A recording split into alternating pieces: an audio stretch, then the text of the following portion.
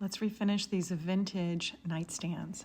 They're very old and someone was about to throw them away, so I picked them up for free out of their driveway and brought them home and thought, these are cute. I'm sure I could do something with them. Again, they've got they're dirty and they've got some, wear and tear and things to them, but these are definitely worth saving. So follow along to see what I do with them. I'm Shireen with Olive Street Designs, and I'm showing the process of furniture refinishing so you can learn too. Be sure to subscribe and follow for more. Well, let's get started. First thing is to remove the hardware, and these are not my style. I won't be reusing them. Of course, I usually go for something more modern, typically gold, bright and shiny. But get this old hardware off of there so I can get these cleaned up, because I don't know if they were in the garage or what, but they're filthy. First of all, I didn't show it, but I flipped these upside down and I had to get out all the spider webs. They were pretty covered in spider webs.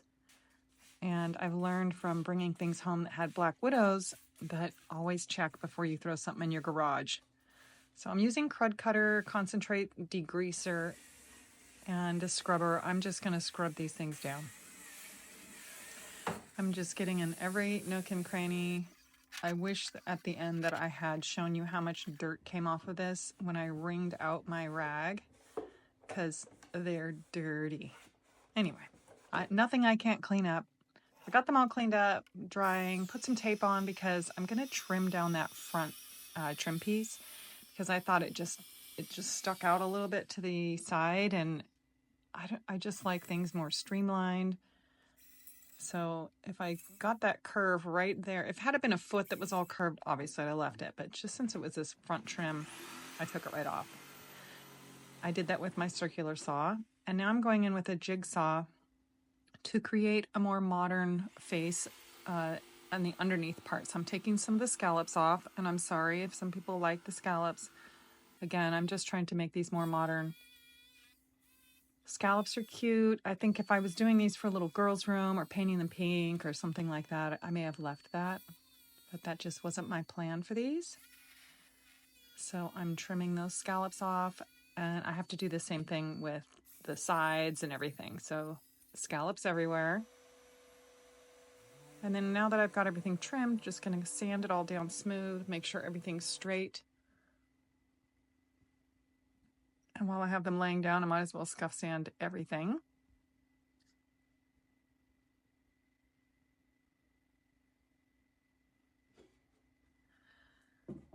And I'm also changing out the hardware. So the spread on these was tiny. I mean, these are little bitty nightstands. So I think it was like 3.25, 3.5 inches or something odd. Vintage furniture had, odd dimensions sometimes. So I'm going to fill these in so I can replace it with something simple.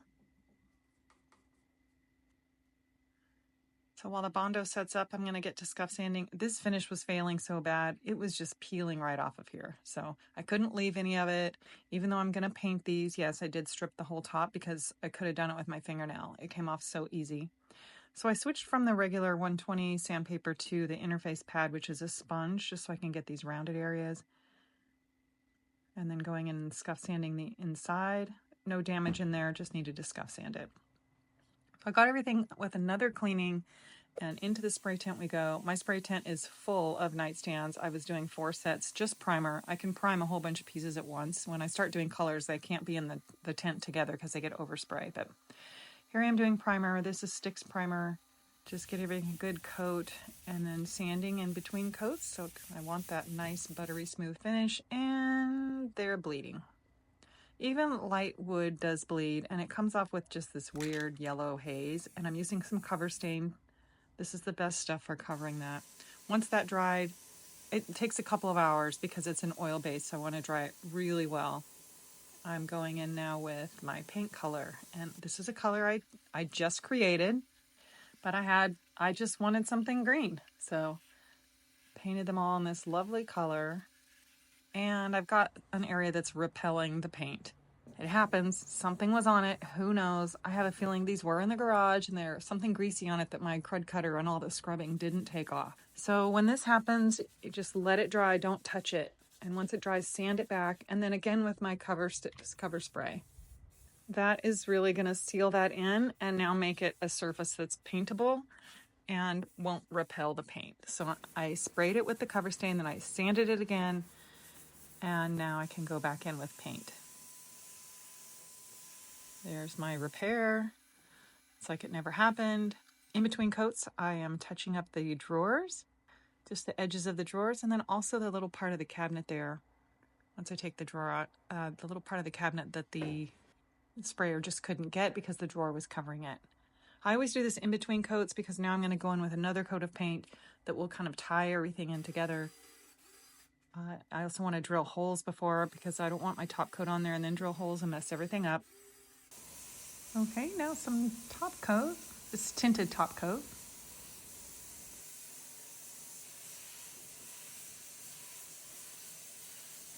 Just nice even coats. I love spraying this. This takes a long time even on tiny pieces had I been doing this by hand. But okay, while that all dries, I'm going to line the drawers because these are super cute and I feel like I just needed something fun inside the drawers. I cut everything to size. I measure and cut to size so I don't have a lot of waste. Make sure everything's super clean. I love using a paintbrush to dust everything out. And then I'm going to dry fit it. Make sure I cut everything properly. My dimensions were right. Get this liner in there. I smooth it out first with my hands just to make sure that it's all in place. And then I take a plastic putty knife and really seat it down into the edges. And you can't press too hard because if you missed a little piece of dust and you're pressing hard, you'll tear it. Anyway, now it's time for some hardware. Great camera angle, so just imagine that I'm holding a knob on the front and using my screwdriver to put it in. Cute, cute little hardware. And these are so dry. I just wanted to nourish this wood. It was just drier than dry, but you have to wait to do the inside of the drawers until you get the drawer layering, because if you accidentally get this wax on the bottom, the drawer liners won't stick. So I do it after. Again, I'm taking care not to get a lot on the liner, but it does sometimes happen. And let's do this side. Look at the difference. Just putting a little bit of conditioner on the drawers. Oh, it makes such a big difference. So take a look back at where we started. It's a hot mess. Whew. Come a long way. Here they are. These cuties are just so adorable. I love this color. I have kept a sample of it because I have a feeling I'm going to recreate this for something else. But these are just darling. I think they would be just adorable in a guest room or a girl's room. I hope you like it. Be sure to follow for more.